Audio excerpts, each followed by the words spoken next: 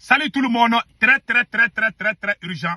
Mes chers amis, aujourd'hui, vendredi 31 mai 2024, nous venons d'apprendre tout de suite que le chef terroriste Amadou Koufa, l'un des terroristes les plus recherchés du monde, qui s'appelle Amadou Koufa, vient d'être localisé, selon certaines sources du Mali.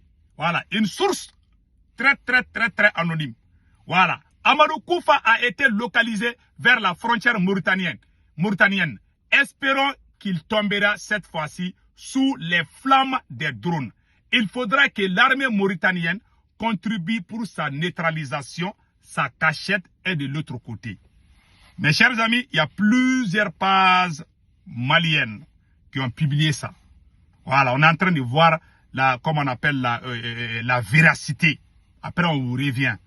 En tout cas, ce qui est sûr, tous ces chefs terroristes, soit ils sont en Mauritanie ou en Algérie. On sait que Iyad Ghali est en Algérie. Si on nous dit aujourd'hui que Amadou Koufa est en Mauritanie, cela ne nous surprend pas. Parce que les terroristes quittent toujours le territoire mauritanien pour attaquer le Mali. Voilà, Amadou Koufa, voilà la photo, on dit qu'il a été localisé. C'est la photo là qu'on a vue.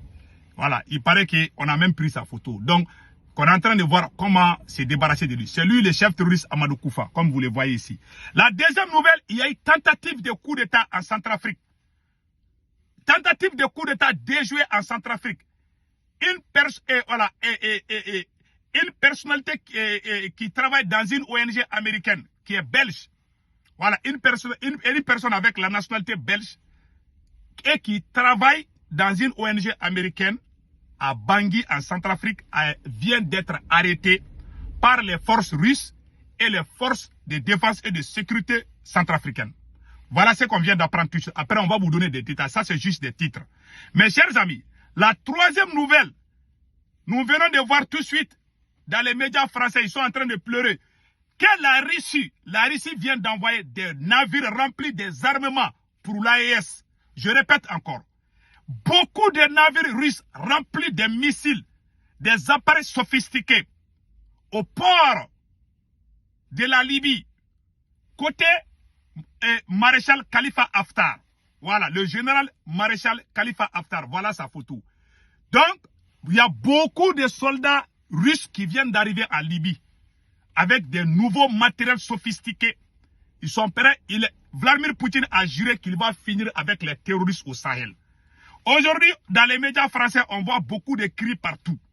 Ah non, les Russes veulent prendre l'Afrique, le contrôle de l'Afrique, ils veulent prendre le contrôle du Sahel. Ils sont en train de crier partout. Quand vous partez sur les médias RFI et France 24 là, ils sont en train de dire que même, voilà, c'est lui maréchal Haftar. Voilà, ils sont en train de dire que, oh, ouais, voilà ce qui se passe. Et les Français et les Russes, ils veulent prendre toute l'Afrique. Ce qui a choqué, c'est qu'il y a eu une opération où l'armée russe a aidé l'armée tchadienne à libérer 21 otages. 21 soldats tchadiens étaient pris en otage par les terroristes. Ce sont les forces russes. Malgré la présence des milliers de soldats français au Tchad, ce sont les Russes qui sont venus aider les Tchadiens.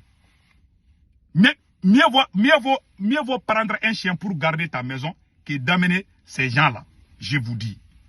Les soldats français qui sont au Tchad, à quoi sert leur présence? Ce sont les Russes qui sont venus aider. Et après, ils vont dire, ah, ils sont pro-russes, ils sont contre nous. On n'est pas contre vous. Moi, j'aime le peuple français. On n'est pas anti-français. On dit que vous amenez vos soldats chez nous. C'est pour maquiller nos maisons ou quoi? Et voilà, aujourd'hui, la Russie vient nous aider. Si vous voulez nous aider, il faut nous aider à écraser et à chercher Amadou Koufa. Mais vous ne faites rien. Quand on tire les terroristes, vous dites que c'est des civils. Maintenant, on est en train de gagner, vous êtes fâchés. Ça veut dire que vous voulez nous exterminer, c'est ça. Maintenant, allons-y avec les vocales. Voilà. Donc, la première nouvelle aujourd'hui, le chef terroriste Amadou Koufa, on dit qu'il a été localisé. Ah, on attend la Mauritanie. S'il vous plaît, il faut nous aider à finir avec les chefs terroristes. La deuxième nouvelle, je vais vous faire jouer un vocal tout de suite que vous allez écouter. Cela va vous surprendre aujourd'hui. Voilà la réaction. Après l'arrivée des navires russes. Hey! Des navires russes. Ils ont même dit que maréchal Khalifa Haftar, voilà, et ils ont le collectif All Eyes on Wagner, un document publié, c'est que la Russie renforce sa présence en Libye.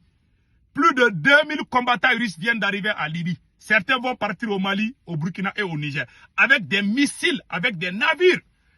Mais tellement la France est fâchée, la France a écrit un article contre le maréchal Khalifa Haftar. Opération et retirer les faux billets. La Banque centrale libyenne mène depuis avril dernier une vaste opération pour retirer de la circulation des billets de 50 à 10 dinars falsifiés. Elle a diffusé une vidéo expliquant les différentes. Voilà. Que ce n'est pas la première fois que les accusations visent la Russie pour son implication dans la falsification de la monnaie libyenne. Alors que c'est fou. Ils veulent ternir l'image de la Russie. Après cette victoire de l'armée tchadienne pour la libération des otages là. Donc, ils sont fâchés. Maintenant, regardez leur réaction. Qu'est-ce qu'ils ont dit ici par rapport à l'arrivée des navires russes en Afrique? Écoutons ce qu'ils ont dit, ce que la France a dit. Louis Osborne, bonjour. Bonjour. Vos yeux sont tournés en ce moment particulièrement vers la Libye, où depuis quelques mois, on constate un accroissement des livraisons d'armes et de débarquements d'hommes en provenance de Russie. Où ont lieu ces débarquements et quel est le but supposé? La première chose, c'est que tous ces combattants qui arrivent, une partie est après renvoyée dans les nouveaux territoires occupés par African Corps, donc plutôt le Niger et Burkina Faso. Et dans ce sens-là, la Libye, ça joue un peu le rôle de plateforme logistique pour les opérations de la Russie. C'était déjà le rôle que la Libye avait à un moment donné pour le groupe Wagner. Donc en fait, ils remettent ça un petit peu en route. La deuxième chose, c'est qu'une partie des combattants, a priori, reste en Libye. Mais en fait, la Russie a pour projet d'établir une base navale qui mettrait les pieds dans la Méditerranée. Sur des emprises portuaires entre Sirte en Libye, Port-Soudan, côté soudanais, est-ce qu'il y a une volonté de trouver à chaque fois des accès portuaires, un débouché sur la mer et à quoi correspondrait cette stratégie? Clairement, là aujourd'hui, je pense plus sur la Libye que sur le Soudan. Ça crée maintenant un espèce de couloir avec la Syrie, évidemment, et puis on a vu que toute la partie Golfe Persique était aussi dérangée par ce qui se passait avec le Yémen, les Houthis, et donc derrière un petit peu la main de l'Iran. Et donc quelque part, ça crée un couloir qui est assez intéressant pour les Russes. Ça crée une voie maritime qu'ils peuvent contrôler.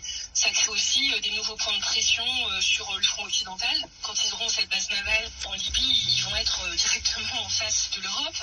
Donc je pense que ça sert à plusieurs choses en fait. Donc vous avez vu maintenant, donc non seulement ils ont amené des navires russes, il y aura des équipements militaires qui vont partir au Mali, au Burkina et au Niger, avec plus de 2000 soldats russes, des forces spéciales, des commandos russes. Hey, Poutine va finir les terroristes bientôt. Macron est en train de pleurer dans son salon là-bas. Voilà ce qui se passe. Maintenant, il y a une tentative de coup d'État en Centrafrique. Tentative de coup d'État déjouée en Centrafrique. Voilà. Maintenant, je vais lire l'article tout de suite, vous allez comprendre. Voilà ce qui se passe. En Centrafrique, le procureur a annoncé l'ouverture d'une enquête contre un ressortissant belgo-portugais arrêté le samedi 25 mai à Zemio dans le sud-est du pays, consultant pour une ONG américaine. Il est soupçonné d'avoir eu des contacts avec des membres de groupes rebelles. Ouais, des ONG là. Donc, il travaille dans une ONG américaine, mais c'est lui qui parle. Quand ils ont des ONG, c'est vous là. Il faut faire attention. Ces ONG là, c'est pas toutes les ONG, mais il y a des ONG là. Attention, hein. Donc maintenant, voilà. Avoir eu des contacts avec des membres de groupes rebelles dans cette région de Haute-Mbomounou, où les mercenaires russes se sont récemment déployés pour former les milices. Selon le communiqué du procureur Benoît Nassirs Fokouto, cet homme était en contact permanent avec plusieurs groupes armés actifs sur le territoire centrafricain, lors de l'optique de commettre un complot d'atteinte à la sûreté intérieure de l'État et des actes d'incitation à la haine et à la révolte contre les forces de défense et de sécurité centrafricaines, arrêtés samedi à Zemio par l'armée russe et par les forces russes et les forces de défense et de sécurité centrafricaines. Son téléphone a été confisqué. Il a par la suite été ramené à Bangui, capitale centrafricaine, où il est en détention au sein de l'OCRB, l'Office central de répression du banditisme, une unité policière qui abrite des hommes de Wagner. Ouais, ils font des tentatives de coup d'État. Les Blancs ont plusieurs techniques. Hein. Donc vraiment, c'était ça que je voulais vous montrer, mes chers amis. Passez un excellent week-end. Ciao, ciao.